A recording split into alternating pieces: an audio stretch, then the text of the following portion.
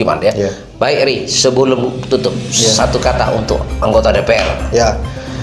Jadi untuk anggota Dewan Perwakilan Rakyat yang saya banggakan, hari ini saya mengapresiasi Undang-Undang Omnibus Law hasil dari jerih payah anak bangsa.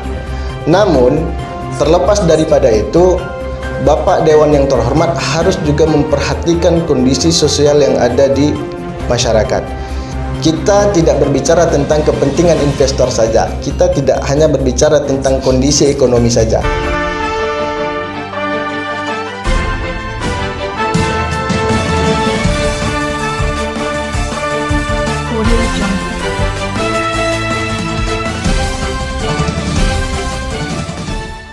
Assalamualaikum warahmatullahi wabarakatuh.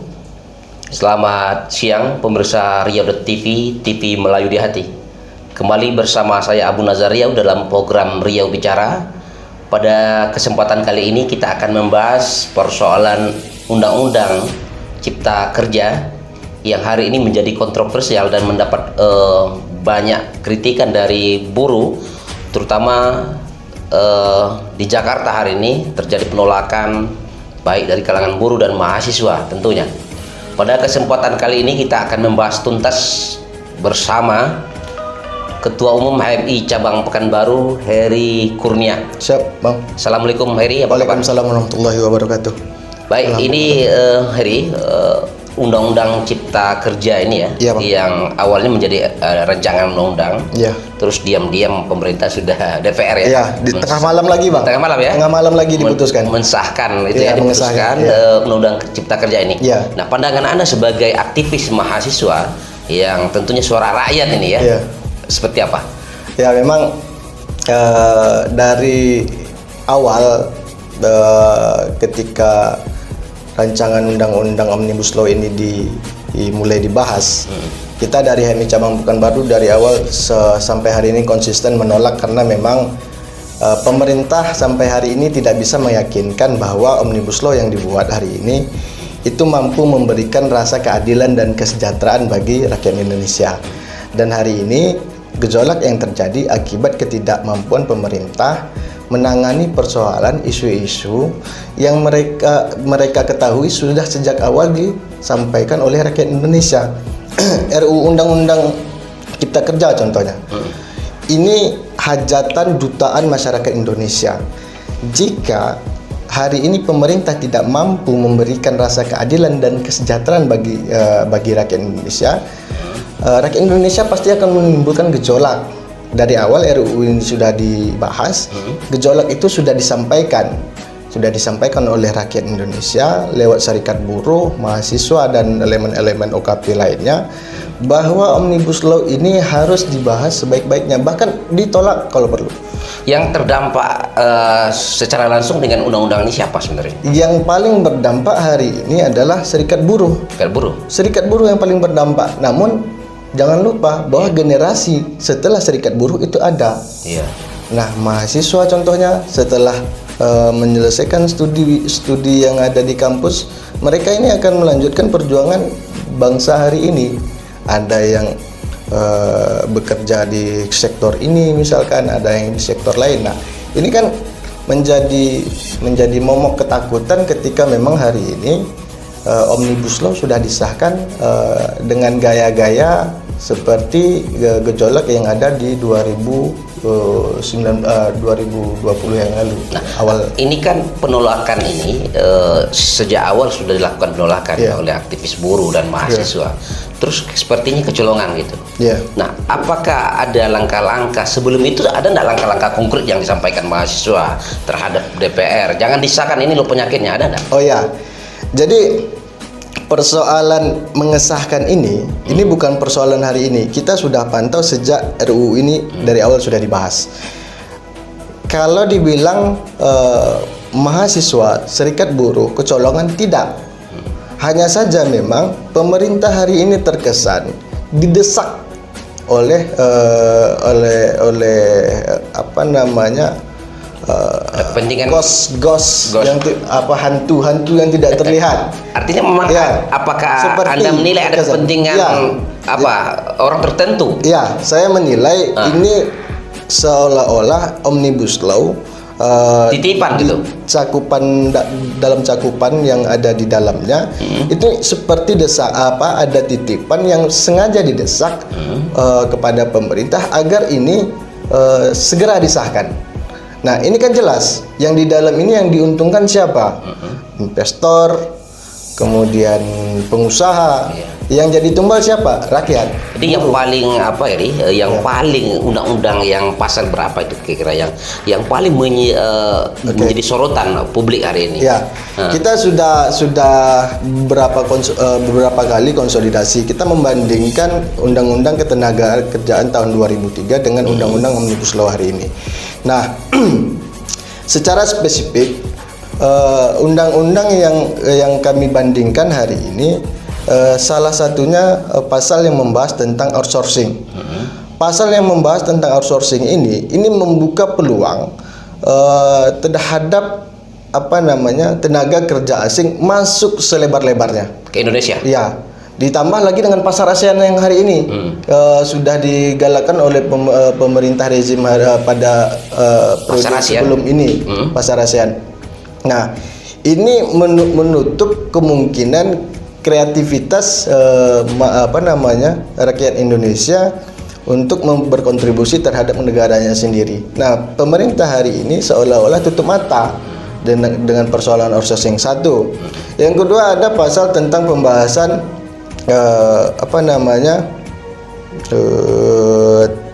tenaga harian lepas.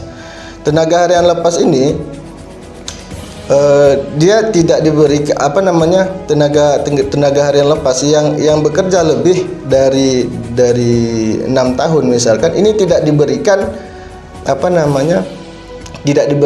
tidak diberikan kepastian apakah nanti ini orang yang bekerja sudah tahunan ini akan ditarik menjadi pegawai tetap, karyawan tetap. Karyawan tetap. Tidak ada kepastian. Karena sifatnya di sana kontrak. Bisa saja diberhentikan seketika. Iya, bisa diberhentikan seketika tanpa sepengetahuan, tanpa unsur apapun, dengan dalih-dalih yang telah dibahas dalam kriteria pemecatan karyawan. Ya. Tanpa ada sagu hati kalau di pesangon gitu. Pesangon nggak ada sama sekali. Jadi hari ini memang mahasiswa dan rakyat bergerak untuk mempersoalkan itu, bahwa Omnibus Law itu gagal memberikan keyakinan kepada rakyat Indonesia bahwa Omnibus Law bisa memberikan rasa kesejahteraan terhadap rakyat Indonesia. Iya. Kemudian apa ini nggak terlambat? Ini kan sudah disahkan. Ya. Baru misalnya mahasiswa mau turun. Kemarin kenapa kemana aja? Mahasiswa kan apa ada terjadi pembiaran? Kok ini sudah disahkan baru mau turun gitu? Nah. Sebenarnya tidak ada kata terlambat. Hari ini kita hari ini bergerak. Sebenarnya tidak hanya hari ini. Pada waktu-waktu sebelumnya kita juga sudah bergerak. Hanya saja ketika gejolak itu muncul, kan ada statement dari pemerintah bahwa diminta untuk menunda pembahasan Undang-Undang Omnibus Law ini. Iya. Jelas disampaikan oleh Presiden pada masa itu. Lah, ini kan bukan momentum ya. Ini kan pada situasi COVID-19 hari ini ekonomi sedang tidak menentu. Iya. Ditambah dengan pembahasan ini, kemudian krisis resesi Indonesia juga terancam hari ini. Nah, sebenarnya fokus Indonesia hari ini sebenarnya yang menjadi persoalan. Jadi kita bukan hanya bicara tentang Omnibus Law, ekonomi keluarga, ekonomi negara, kemudian yang lain juga kesehatan dan sebagainya. Jadi kita tetap bergerak, kita tetap konsisten berbicara tentang penolakan Omnibus Law ini, bahwa apapun yang sudah dilakukan oleh pemerintah hari ini, baik sudah disahkan, ada beberapa cara yang kemudian jika pemerintah atau rakyat Indonesia masih mau berjuang untuk coba kembali membatalkan Undang-Undang Omnibus Law dengan cara judicial review. Artinya dengan Perpu, ya. Artinya judicial review itu ke MK. Ke MK ya. MK. Nah, ini kan MK. Kemudian ini kan DPR ya. Yeah. DPR itu kan ramai-ramai. Yeah. mengesahkan hanya beberapa partai itu salah tuh Dua partai yang saja tidak. ya, Iya, dua partai yang menolak, Iya. yang itu pun dituding oleh masyarakat hanya mencari apa namanya itu ya mengambil keuntungan lah di saat terjadi apa. Nah, Iya. Anda melihat peran DPR ini seperti apa sebenarnya DPR ini? Ini kan ketika mereka masuk ke DPR itu kan banyak aktivis yang masuk ke DPR. Iya. Lalu ketika mereka sampai di sana, mereka disetel oleh partai mereka. Bagaimana Anda melihat itu? Iya. Jadi kan fungsi DPR ini kan ada 3. Iya. Di legislasi, kemudian budgeting, kemudian controlling. Nah, Iya. kita bicara hari ini undang-undang bicara dari sektor legislasinya.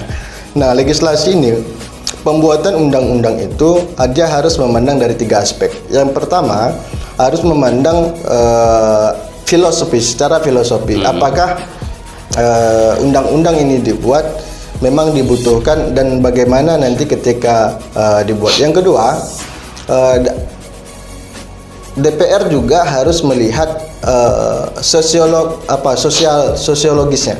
Sosiologisnya ini apakah dengan undang-undang ini dibuat, gejolak yang terjadi ini di sosialnya seperti apa. Nah, ini kan kemudian yang ketiga itu yang terakhir itu selain filosofi, sosiologi, yang terakhir saya lupa yang terakhir ini apa.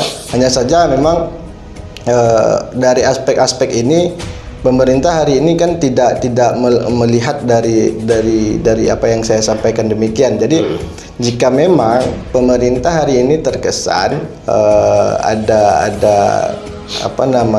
memaksakan gitu. Ada terkesan memaksakan bahwa undang-undang ini harus disahkan. Sebenarnya dia harus memandang dari 3 faktor itu tadi. Nah,